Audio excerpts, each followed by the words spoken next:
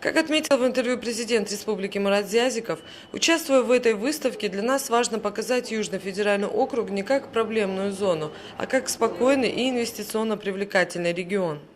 Для нас самое главное создать инвестиционную привлекательность. Для этого у нас создана база, имеется нормативная, юридическая база.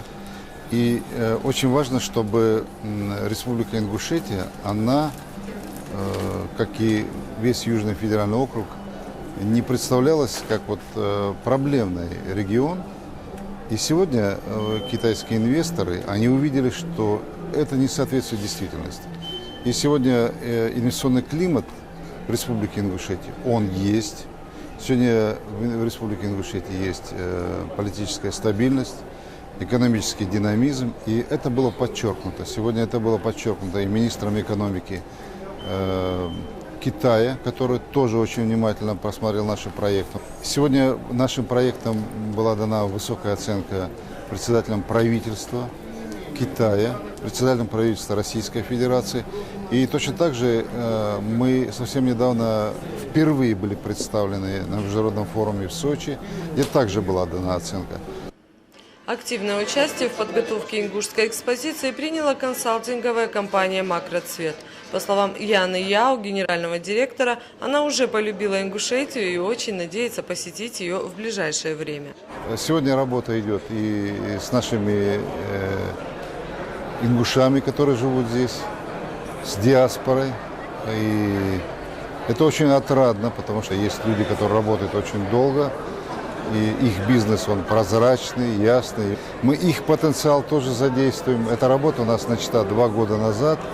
И сегодня результат этой работы, это, конечно, те соглашения, которые мы уже подписали, и те соглашения, о которых мы уже сказали, то есть обозначили их, есть уже намерение по принятию и подписанию этих соглашений. Самое интересное было, что наши студенты учатся в Пекине, мы с ними встречались, и они сегодня нам помогали в работе с общением с инвесторами, переводили с китайского на русский, с русского на ингушский. То есть, и, конечно, это было очень приятно, когда есть инвесторы, которые живут здесь на постоянной основе. И я думаю, что они меня очень правильно поняли, что инвестиции надо вкладывать у себя на родине.